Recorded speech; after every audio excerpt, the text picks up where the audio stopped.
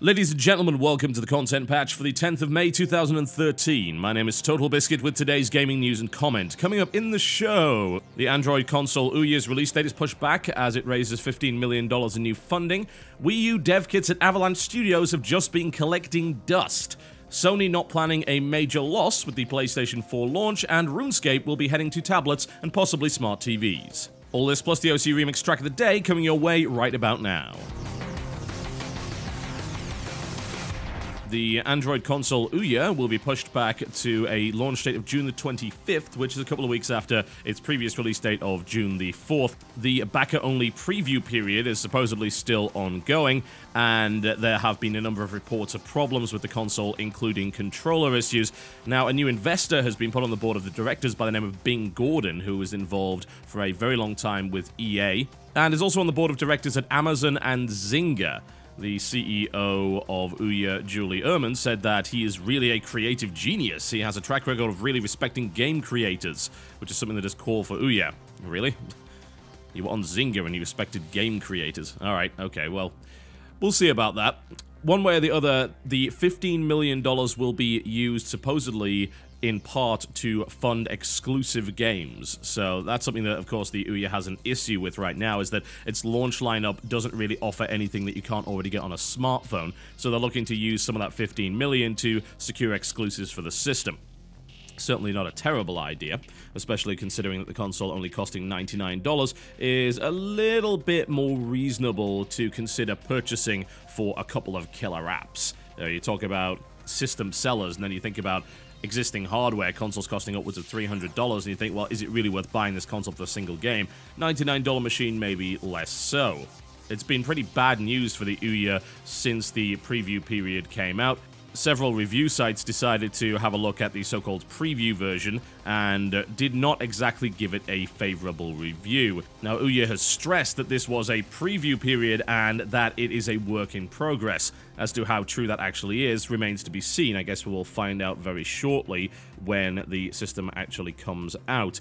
Now, the controller will apparently be shipping with tighter trigger mechanics as well as wider faceplate openings to prevent buttons from getting stuck. Some of these controller issues, as well as so-called controller lag, were brought up as real problems with this particular machine. That controller lag should be fixable with software updates. Of course, the problems with the controller itself in terms of its hardware do require modifications to the existing controllers. The actual performance of the device has been called into question, with benchmarks last month indicating that it is currently ranked number 73 in terms of actual power in a list of Android devices. This is not entirely surprising since Tegra 3 is very much an older system, and pretty much all of these smartphones do cost more than the Ouya does itself. Of course, you can say, well, I get mine free with contracts, and how much are you paying for the contract every month? Exactly. One way or the other, though, I don't suppose it's entirely surprising to see a $99 console perform less impressively than devices that cost upwards of $500 in some cases, like some of the higher-end Android tablets. However, I think there's an expectation that a dedicated console performs better than a smartphone, and if it doesn't, then you're going to have a lot of people turn around and say, well, you know what, yeah, I get it, it's a $99 machine, I also understand that, yes, this is cheaper than a smartphone would be, but the problem is that these people already own smartphones. It's pretty hard to convince someone to purchase a so-called console when their smartphone can perform better. There is a rise, of course, in the number of people that are using smartphones in more of a handheld console kind of way. The Game Clip is a very, very popular little accessory that allows you to attach a DualShock controller. I just got a hold of the new Moga, which is a fully featured controller that actually attaches to the phone via Bluetooth and supports a wide variety of different games, and that's pretty comfortable to use. That's not too shabby at all.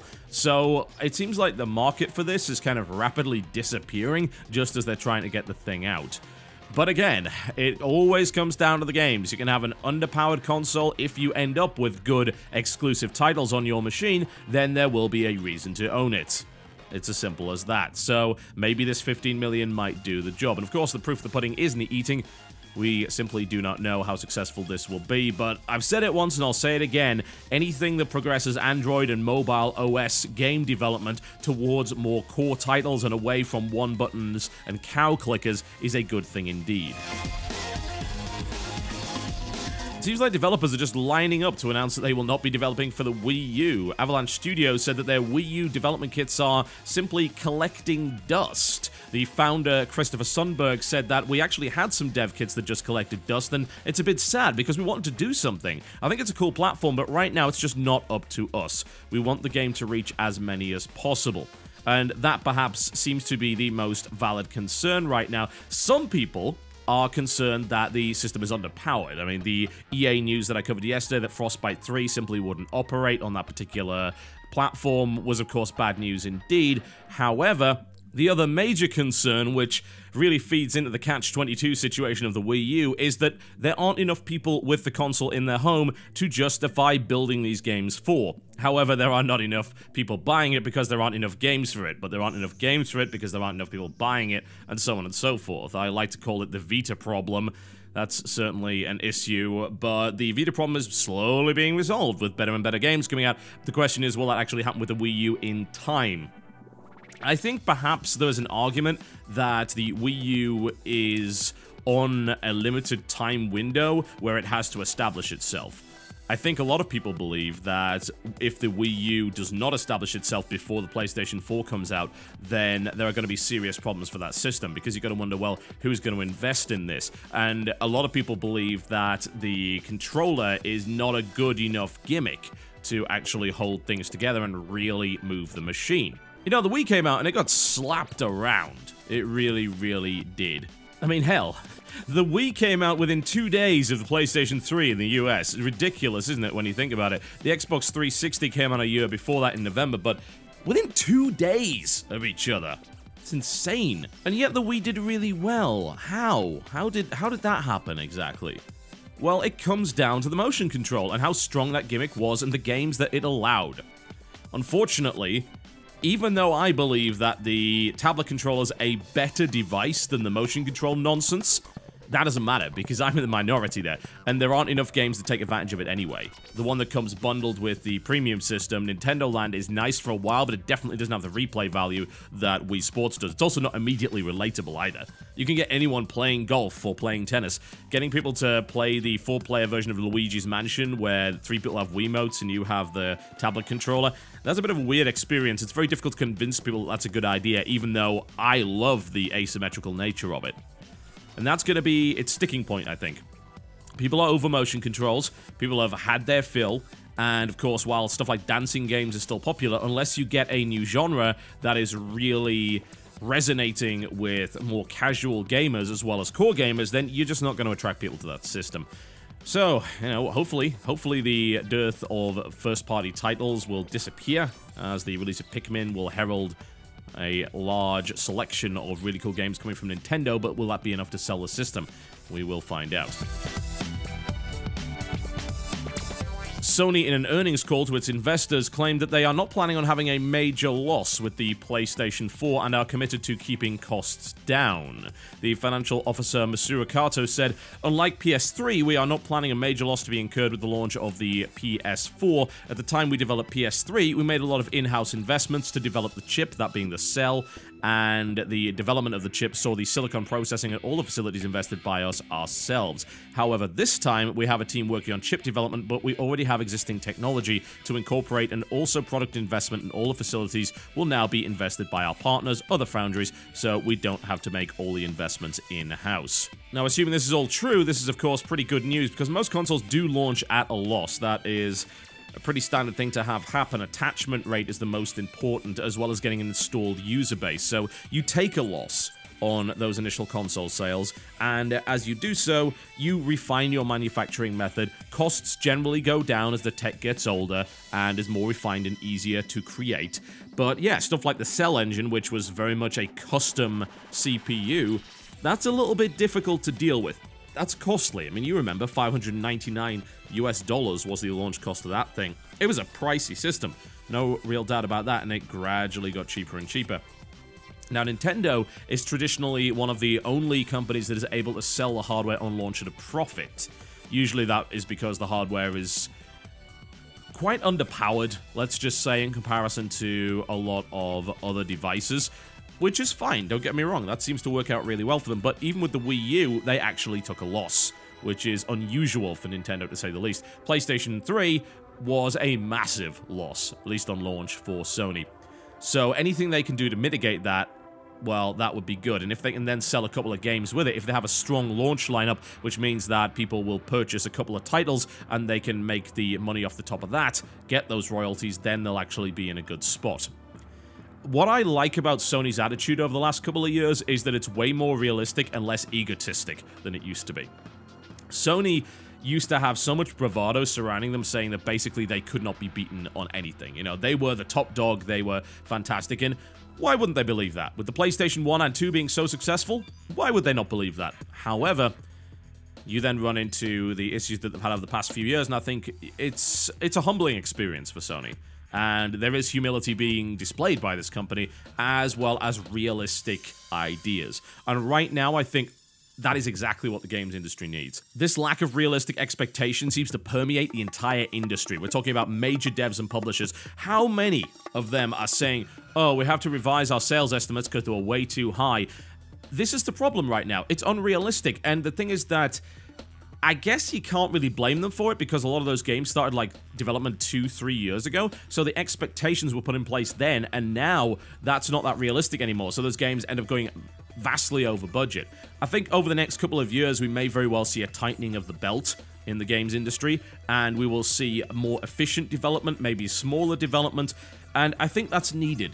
We can't really keep making these uber expensive blockbusters if only a fraction of them are actually selling. That's killing innovation. That is causing talented developers to go under for no real good reason other than straight up finances. It's not like they made a bad game, it's just that it didn't sell very well. And how many of these Square Enix games come out and say, oh, well, they didn't sell all that well. What about Devil May Cry? Also didn't sell all that well. Capcom games not selling that well. A lot of these games are actually good, but they're just not selling the numbers that they expected. So you've got to dial everything back a little bit. You've got to just be a little bit more conservative, a little bit more realistic. And you never know, that might actually end up spurring on innovation. What you can't outspend, you can outthink.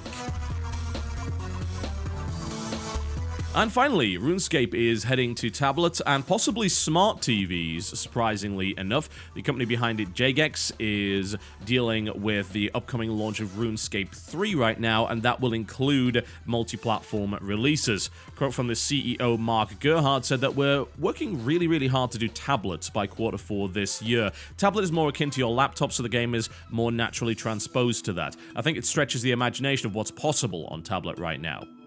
He goes on to say that he believes that RuneScape would be one of the most ambitious titles ever put on a tablet, so that actually excites him, and they're also interested in the idea of using smart TVs. I've got to say that I'm not someone that plays RuneScape. I did a long time ago. I was still in school when I played RuneScape. I was in 6th form, and we used to go to the computer room at lunchtimes after we'd eaten, and would play some Planetarian, and would play some Bushtarian, and some Droid Arena, and some RuneScape. And RuneScape right then looked absolutely dreadful, but being able to play something like that in a browser was very unique. That was not something that you could really do an awful lot, and RuneScape continues to go from strength to strength. It did have a very young audience, but there's also people that grew up playing RuneScape, so as far as I can tell, the actual age of the players has risen since then, even though it used to just be kids, and that game has developed itself. It is a classic. I don't honestly find myself wanting to play it on a tablet, but he's not wrong. It is one of the most ambitious games that would be transposed to a tablet. Let's be honest here, I don't think gaming has advanced as quickly as people necessarily expected to on tablet devices. The thing about tablets is they have the potential to be more powerful and also, with a larger screen, have less user interface problems than a touchscreen smartphone. And yet, you look at what's on iPad and you've got to think to yourself, well, has it really moved on all that much? You can look at some graphical powerhouses like Infinity Blade, but if you look at the actual gameplay of that, it's incredibly simplistic. It is not, I wouldn't call it a tech demo, I wouldn't go that far, but as a game, it's not very complicated at all. I actually liked playing Infinity Blade for a while, but again, the game gets really, really boring really quickly. There's not really a lot that you can actually do with it. I was looking forward to Infinity Blade Dungeons, but that might not even come out now. I am intrigued to see what they can do with it, and what I hope happens is that we see a spur of interesting advances in tablet gaming. Tablet gaming is definitely a lot better than smartphone gaming, a lot more power, better interface, and so on and so forth. Maybe, just maybe, we end up seeing some good stuff going on there. But right now, there aren't all that many games that would match up to something with the complexity of RuneScape. We are getting a port of XCOM, which is actually kind of exciting. But what about after that? Does this allow for developers to actually come up with more complex titles just for tablet, instead of just porting a game that's been out for, God, over 10 years now? Insane when you think about it, really, isn't it? It's exciting. I'm intrigued to see how it ends up working out. And obviously, RuneScape 3 doesn't even look anything like the original. They actually dumped Java, finally. They have an HTML5 setup for that particular title now, so hey, it's interesting. It's interesting, and it's really awesome to actually see a game like that continue to exist and actually do well, because I think that speaks volumes to the longevity of a title like that. And my god, if I look at RuneScape right now versus RuneScape 10 years ago, not even close to being the same game. Good lord. It's like the difference between Pong and Quake. Alright folks, that's me done for the day. Thank you very much for watching the content patch. It's also me done for the week. I'd like to remind you, of course, that it is well worth watching Shoutcraft America. If you have any interest in StarCraft, or maybe you would just like to dip in, this is a perfect opportunity to start. We've got 16 of the top pros in the US battling it out for a $10,000 prize pool. It's pretty damn cool. You can check it out on Saturday the 11th and Sunday the 12th of May at 2 p.m. EDT. That's 11 a.m. on the Pacific West Coast, 7 p.m. in the British Isles, 8 p.m. Central European Summertime, and 9 p.m. Eastern European Summertime. The Saturday Group B cast will be with Day 9 TV, so that should be pretty damn awesome. Looking forward to that one. You can check it all out on twitch.tv/TotalBiscuit, and there's VODs up from the first day of play over on youtube.com/TotalBiscuit. Okay, folks, OC remix track of the day. Yeah. What have we got? I'd like to take another track from Heroes and Villains, because I think it was an amazing album. Absolutely phenomenal. And one of my favorite soundtracks from the Genesis era, or the Mega Drive era, as I definitely prefer to call it, has got to be Streets of Rage. Streets of Rage had consistently good music. Really good. Almost genre-defining music. It sounded great for back in the day. You can listen back to the old soundtrack. It's like, wow, this really stands the test of time. Now, as a direct result, it has been a heavily remixed soundtrack. Pretty damn good mix of Go Straight, one of the more ubiquitous tracks from Streets of Rage, and it is by a remix called Will Rock. As far as I'm concerned, the finest remix of Go Straight that exists on the internet.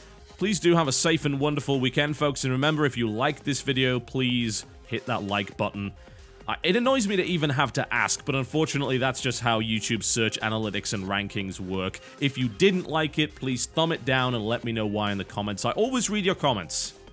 People don't think that I do, but I do, and a lot of good changes have happened to this show as a direct result of your feedback, so thank you very much for that. I hope your weekend is awesome, and I will see you next time.